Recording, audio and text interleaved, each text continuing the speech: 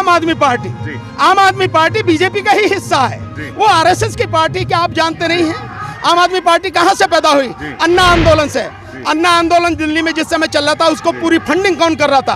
पैसा कौन दे रहा था? मीडिया किसका था? आदमी किसके थे? सब आरएसएस के लोग थे, आप सब जानते हैं। और वो खुद भी कह रहा, केजरीवाल कहता नहीं मैं तो जनसंघीय, पुराना जनसंघीय मेरा परिवार तो।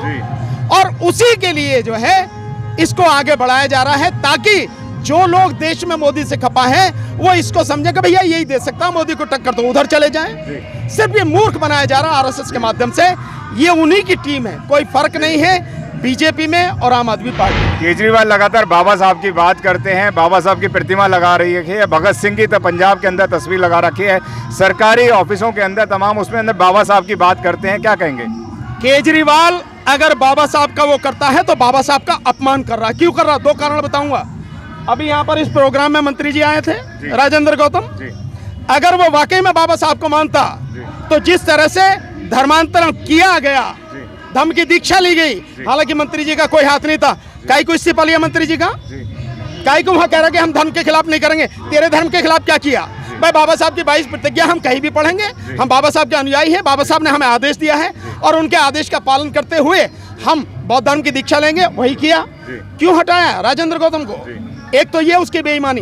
दूसरी बेईमानी, अब तक पिछले 8 साल में 50,000 करोड़ रुपए, 50,000 करोड़ रुपए केजरीवाल एससी सब प्लान, शेड्यूल कास्ट सब प्लान का खा गया है।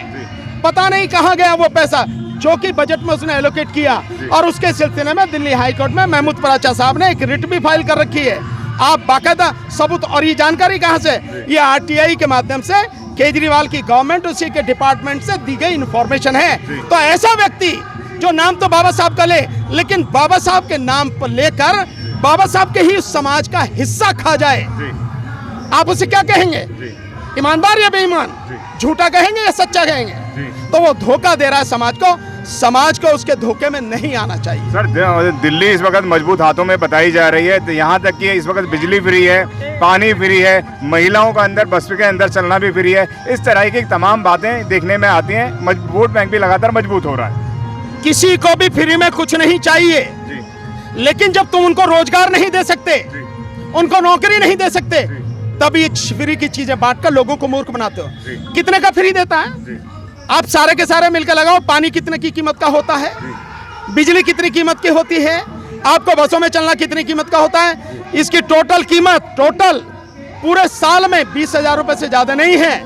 लेकिन अगर एससी सब प्लान का पैसा लगा दिया जाए तो इस देश के इस दिल्ली के, देश की बात छोड़ो, इस दिल्ली के लोगों का जो एससी सब प्लान का पैसा ही उनके ऊपर लगा दिया जाए, एक के हिस्से में 20 लाख रुपए आएंगे। तो 20 लाख रुपए छीन के और 20,000 रुपए की नौकरी छीनकर आप 20,000 साल में भीख दे रहे हो, मूर्ख बना रहे हो लोगों को। लोगों ने समझा नहीं है, जिस दिन समझ जाएंगे उस दिन कुर्सी से उखाड़ के फेंक देंगे। और कोई नहीं। आप आम आदमी से पूछिए उसकी जिंदगी क्या है। जिस तरह से इस देश के आम आदमी को डराया गया है, जाति और धर्म के नाम पर जिस तरह का सारा काम चल रहा है, यहाँ पर आप लोगों की जिंदगी तबाह कर दी है।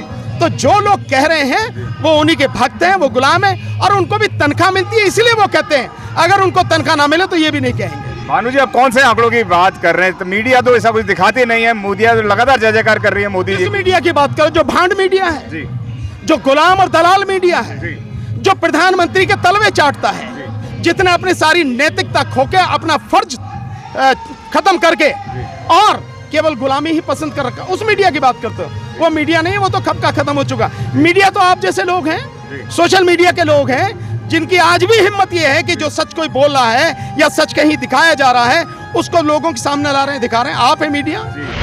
अगर आपने अभी तक हमारा चैनल सब्सक्राइब नहीं किया है तो सब्सक्राइब करें और घंटी का बटन बिल्कुल भी दबाना ना भूलें, ताकि सभी लेटेस्ट खबरें पहुंच सकें आप पे सबसे पहले।